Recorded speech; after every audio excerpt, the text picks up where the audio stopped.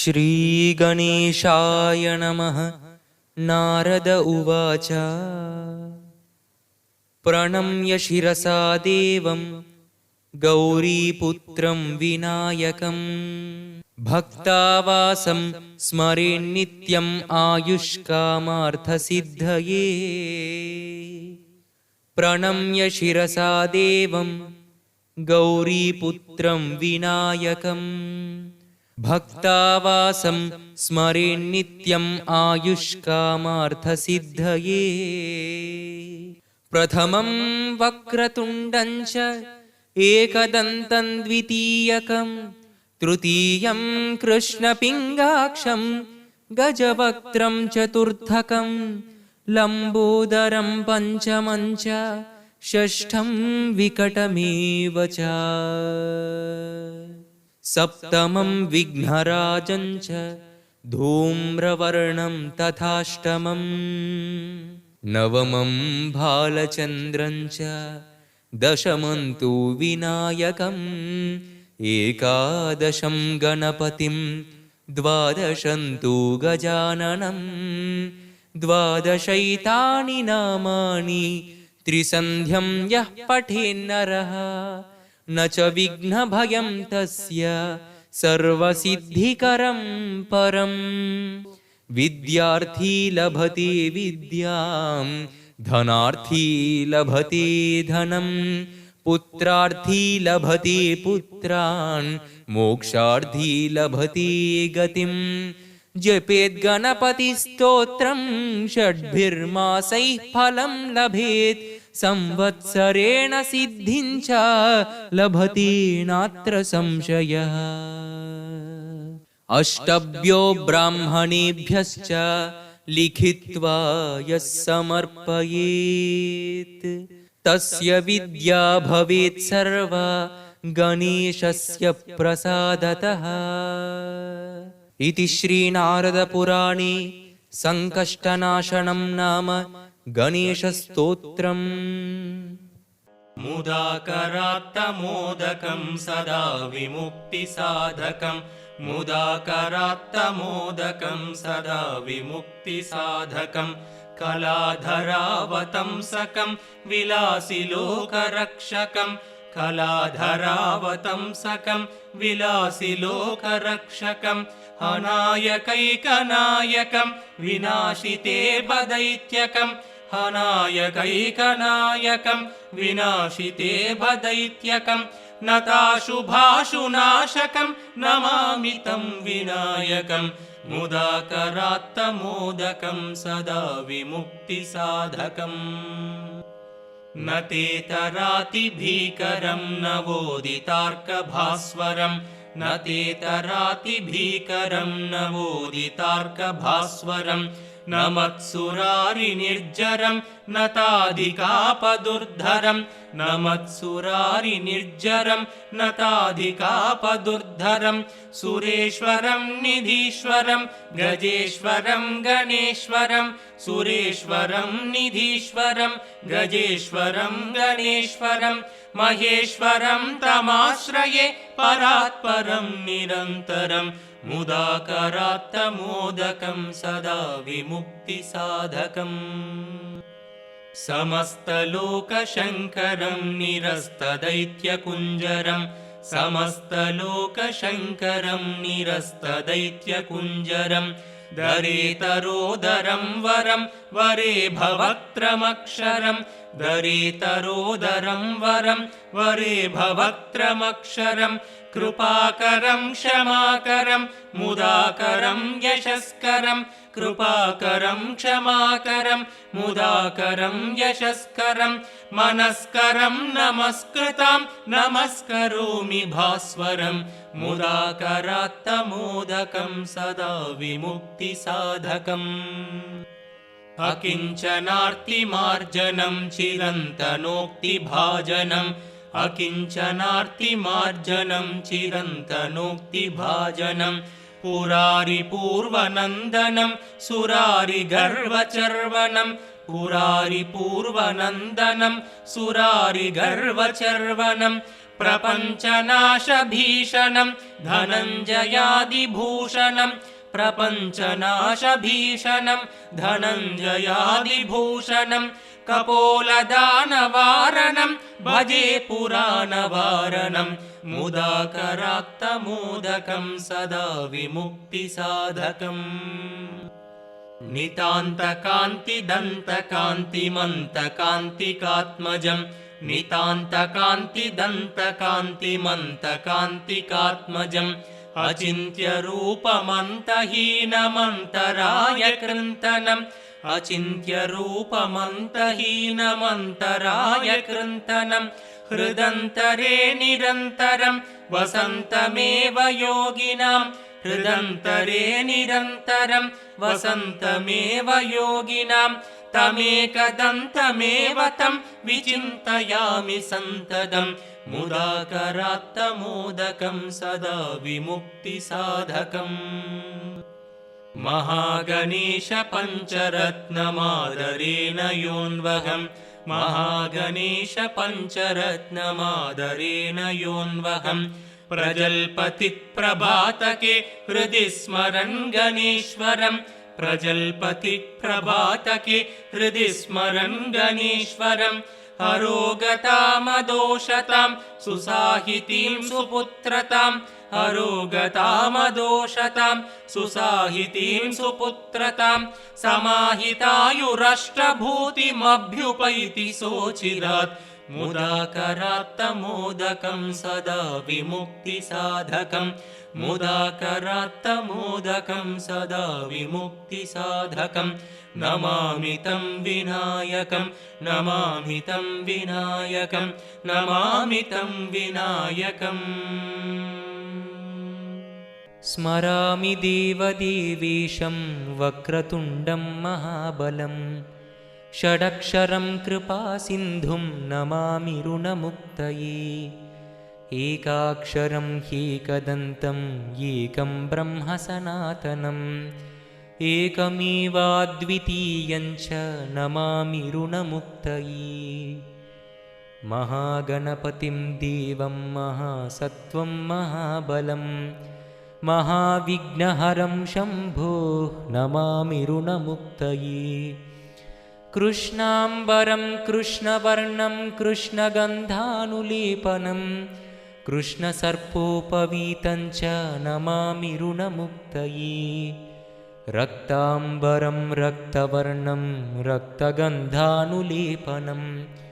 रक्तपुष्पप्रियं देवं नमामि ऋणमुक्तये पीताम्बरं पीतवर्णं पीतगन्धानुलेपनं पीतपुष्पप्रियं देवं नमामि ऋणमुक्तये धूम्राम्बरं धूम्रवर्णं धूम्रगन्धानुलेपनं होमधूमप्रियं देवं नमामि ऋणमुक्तये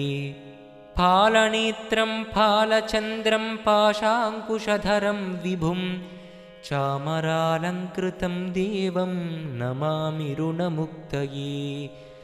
इदं तृणहरं स्तोत्रं सन्ध्यायां यः पठेन्नरः षण्मासाभ्यन्तरेणैव ऋणमुक्तो भविष्यति इति ऋणविमोचनमहागणपतिस्तोत्रम् जय विघ्नेश्वर नमो नमो जगद्रक्षका नमो नमो जय विघ्नेश्वर नमो नमो जगद्रक्षका नमो नमो जयकर शुभकर सर्वपरात्पर जगदुद्धार नमो नमो मूषकवाहन नमो नमो मुनिजनवन्दित नमो नमो मूषकवाहन नमो नमो मुनिजनवन्दित नमो नमो मायाराक्षसमदापहरणा मन्मथारिसुत नमो नमो जय विघ्नेश्वर नमो नमो जगद्रक्षका नमो नमो विद्यादायक नमो नमो विघ्नविदारक नमो नमो विद्यादायक नमो नमो विघ्नविदारक नमो नमो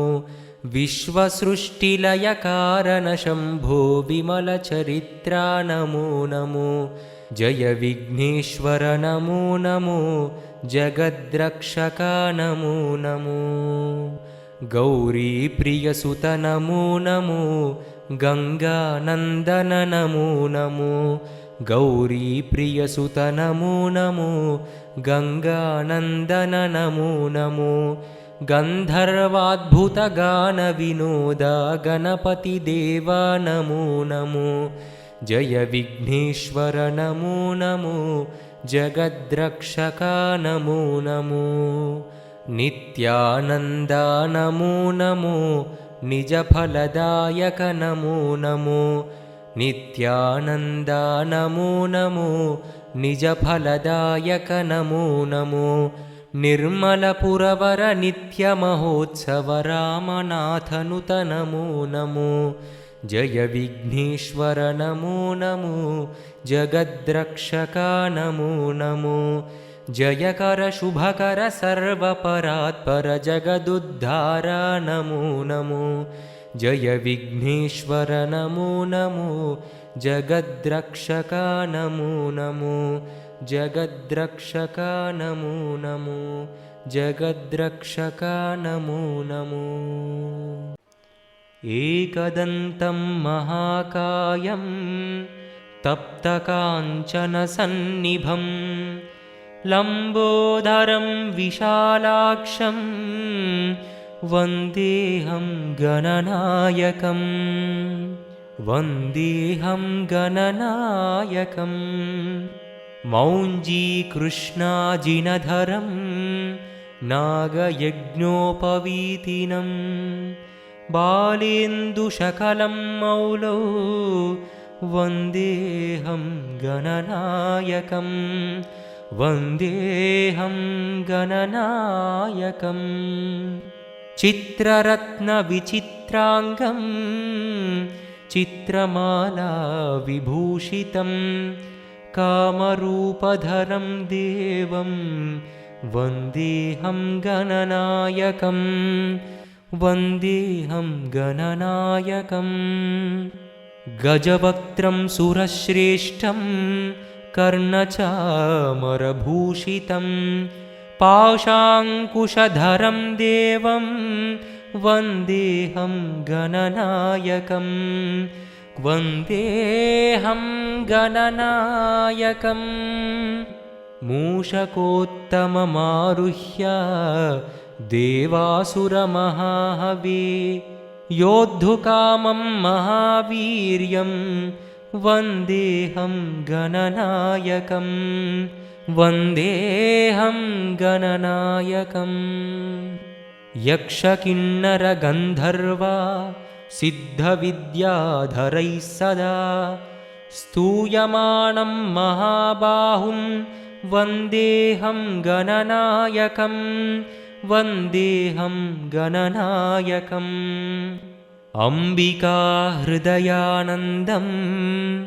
मातृभिः परिवेष्टितं भक्तप्रियं मधोन्मत्तं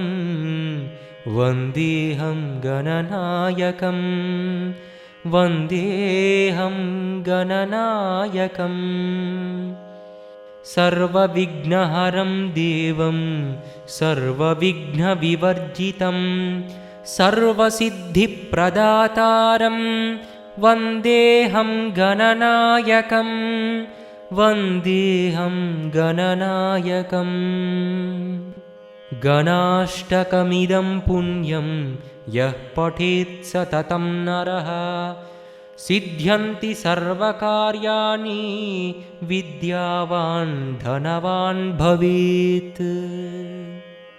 इति श्रीगणनायाष्टकं सम्पूर्णम् सुवर्णवर्णसुन्दरं सितैकदन्तबन्धुरं गृहीतपाशमङ्कुशं वरप्रदाभयप्रदम् चतुर्भुजं त्रिलोचनं भुजङ्गमोपवीतिनं प्रफुल्लवारिजासनं भजामि सिन्धुराननम् కిరీటహారకుండలం ప్రదీప్తబాహుభూషణం ప్రచండరత్నకంకణం ప్రశోభితాంఘ్రియష్టికం ప్రభాతసూర్యసుందరాంబరద్వయప్రధారిణం సరత్నహేమనూపురప్రశోభితాంఘ్రిపङ्कजम्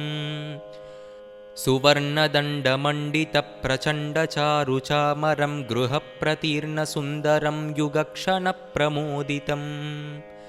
कवीन्द्रचित्तरञ्जकं महाविपत्तिभञ्जकं षडक्षरस्वरूपिणं भजेद्गजेन्द्ररूपिणम् विरिञ्चि विष्णुवन्दितं विरूपलोचनस्तुतिं गिरीशदर्शनेच्छया समार्पितं पराशया निरन्तरं सुरासुरैः सुपुत्रवामलोचनैः महामखेष्टमिष्टकर्मणु भजामि तुन्दिलम् मदौघलुब्धचञ्चलार्कमञ्जुगुञ्जितारवं प्रबुद्धचित्तरञ्जकं प्रमोदकर्णचालकम् अनन्यभक्तिमाननं प्रचण्डमुक्तिदायकं नमामि नित्यमादरेण वक्रतुण्डनायकम् दारिद्र्यविद्रावणमाशुकामदं स्तोत्रं पठेदेतदजस्रमादरात् पुत्रीकलत्रस्वजनेषु मैत्री पुमान् भवेदेकदन्तवरप्रसादात् इति श्रीमच्छङ्कराचार्यविरचितं दारिद्र्यदहनगणपतिस्तोत्रं सम्पूर्णम् శ్రీశంభుతనయునకు సిద్ధిగణనాథునకు వాసిగల దేవతా వంద్యునకును ఆ సరస విద్యలకు ఆది గురువైనట్టి భూసురోత్తమలోక పూజ్యునకును జయమంగళం నిత్య శుభమంగళం జయతు జయమంగళం మహోత్సవమంగళం నేరేడు మారేడు నెలవంక మామిడి దూర్వార చెంగల్వ ఉత్తరేను వేరు వేరుగా తెచ్చి వేడ్కతో పూజింతు పర్వమున దేవ గణపతికి నిపుడు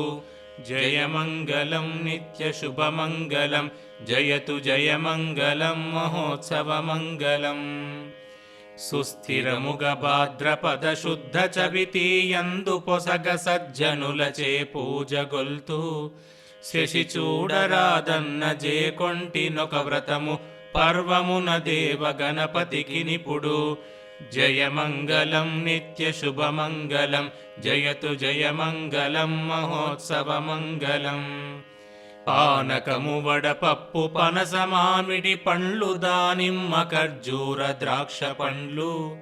తేనెతో మాగిన తీయ మామిడి పండ్లు మాకు బుద్ధినిత్సు గణపతికి నిపుడు జయమంగళం నిత్య శుభమంగళం జయతు జయమంగళం మహోత్సవమంగళం ఓ బొజ్జ గణపయ్య నీ బంటు నేనయ్య ఉండ్రాళ్ళు మీదికి దండు పంపు కమ్మని నెయ్యును కడుముద్ద పప్పును బొజ్జ విరుగగ తినుచు పొరలుచూను జయమంగళం నిత్య శుభమంగళం జయతు జయమంగళం మహోత్సవమంగళం వెండి పల్లెములోన 1000 ముత్యాలు కొండలుగా నీలములు కలయబోసి మెండుగను హారములు మెడ నిండ వేసికొని దండిగా నీకిత్తు ధవలహారతిని జయమంగళం నిత్య శుభమంగళం జయతు జయమంగళం మహోత్సవమంగళం పువ్వుల నినుగొల్తు పుష్పాల నినుగొల్తు గంధాల నినుగొల్తు కస్తూరిని ఎప్పుడు నినుగొల్తు ఏకచిత్తమ్మున పర్వమున దేవ గణపతికి నిపుడు జయమంగళం నిత్య శుభమంగళం జయతు జయమంగళం మహోత్సవమంగళం ఏకదంతంబును వెల్ల గజవదనంబు బాగైన తొండంబు దోర కడుపు గలుగు జోకైన మూషికము పొరిదినెక్కాడుచు భవ్యముగ దేవ గణపతికి నిపుడు జయమంగళం నిత్య శుభమంగళం జయతు జయమంగళం మహోత్సవమంగళం మంగళము మంగళము మార్తాండ తేజునకు మంగళము సర్వజ్ఞ వందితునకు మంగళము ముల్లోకమహిత సంచారునకు మంగళము దేవ గణపతికి నిపుడు జయమంగళం నిత్య శుభమంగళం జయతు జయమంగళం మహోత్సవమంగళం శ్రీశంభుతనయునకు సిద్ధిగణనాథునకు వాసిగల దేవతా వంద్యునకును ఆసరస విద్యలకు ఆది గురువైనట్టి భూసురోత్తమలోక పూజ్యునకును భూసురోత్తమలోక పూజ్యునకును భూసురోత్తమలోక పూజ్యునకును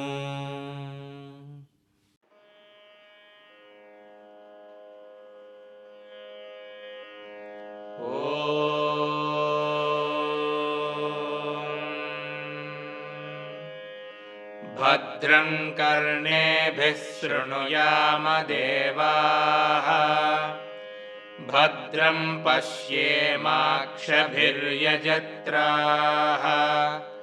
స్థిరైరంగైస్తుష్టువాగుంసస్తనూभिः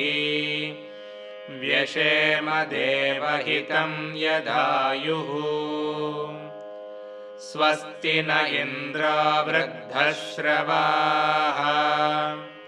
स्वस्ति नः पूषा विश्ववेदाः स्वस्ति नस्तार्क्ष्यो अरिष्ठनेमिः स्वस्ति नो बृहस्पतिर्दधातु ॐ शान्ति शान्ति शान्तिः ॐ नमस्ते गणपतये त्वमेव प्रत्यक्षं तत्त्वमसि त्वमेव केवलं कर्तासि त्वमेव केवलं हर्तासि त्वमेव केवलं धर्तासि त्वमेव सर्वं खल्विदं ब्रह्मासि त्वं साक्षादात्मासि नित्यम् ऋतं वच्मि सत्यं वच्मि अवत्वं माम् अववक्तारम् अवश्रोतारम् अवदातारम् अवधातारम् अवानूचानमवशिष्यम् अवपश्चात्तात् अवपुरस्तात् अवोत्तरात्तात् अवदक्षिणात्तात् अवचोर्ध्वात्तात् अवाधरात्तात् सर्वतो मां पाहि पाहि समन्तात् त्वं वाङ्मयस्त्वं चिन्मयः त्वमानन्दमयस्त्वं ब्रह्ममयः त्वं सच्चिदानन्दद्वितीयोऽसि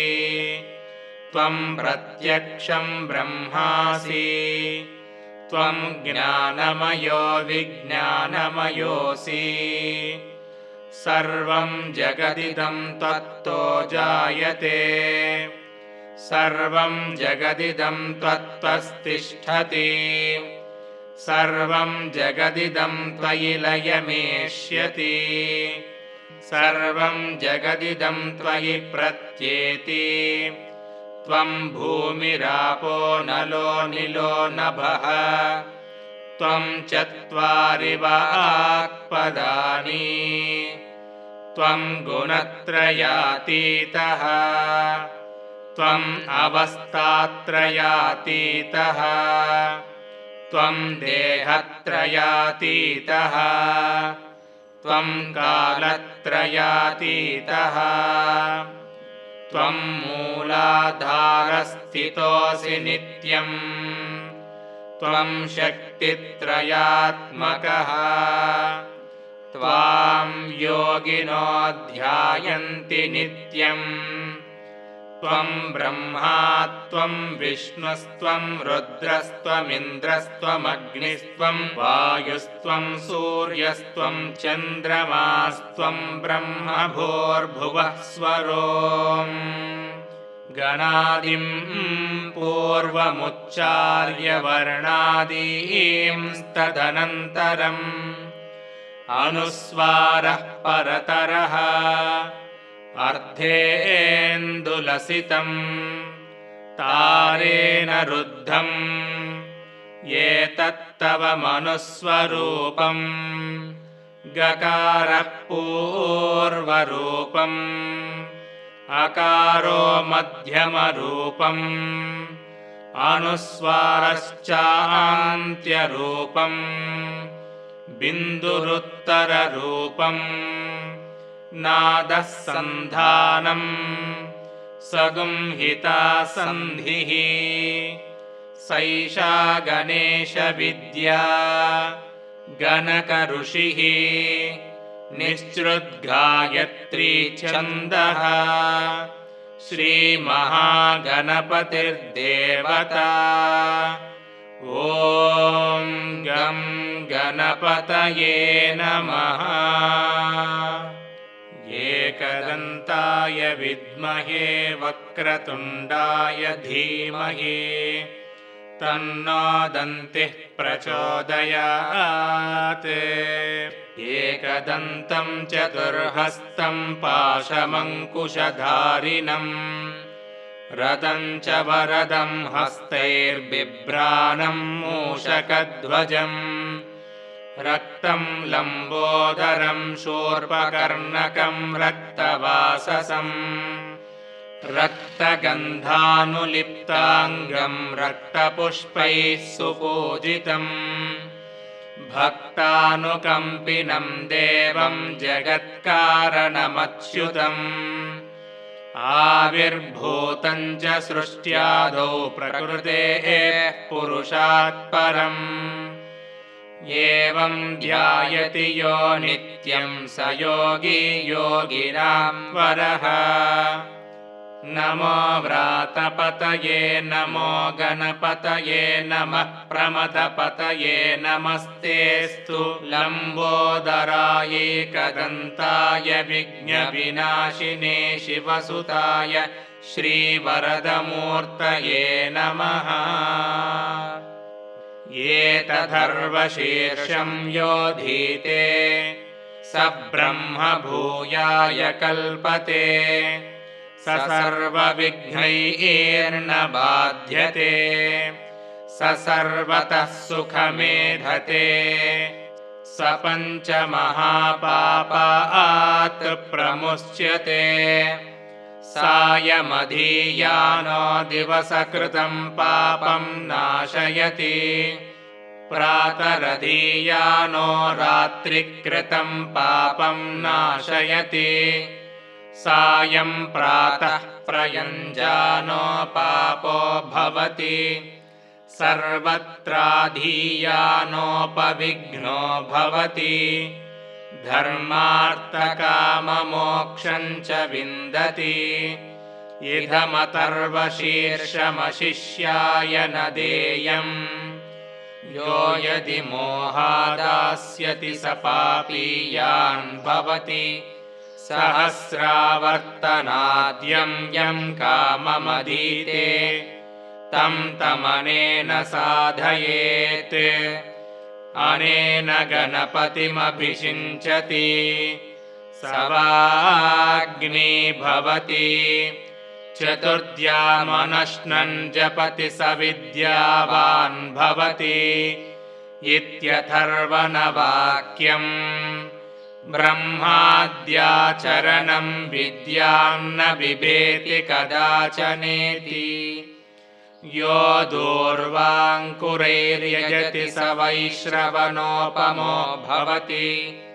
यो लाजैर्यजति स यशोवान् भवति स मेधावान् भवति यो मोदकसहस्रेण यजति स वाञ्छितफलमवाप्नोति यः साध्यः समिर्भिर्यजति स सर्वं लभते स सर्वं लभते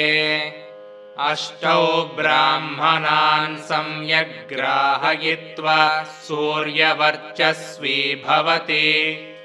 सूर्यग्रहे महानद्यां प्रतिमासन्निधौ वाजत्वा सिद्धमन्त्रो भवति महाविघ्नात् प्रमुच्यते महादोषात् प्रमुच्यते महापापात् प्रमुच्यते स सर्वविद्भवति स सर्वविद्भवति य एवं वेद इत्युपनिषत् ॐ शान्तिः शान्तिः शान्तिः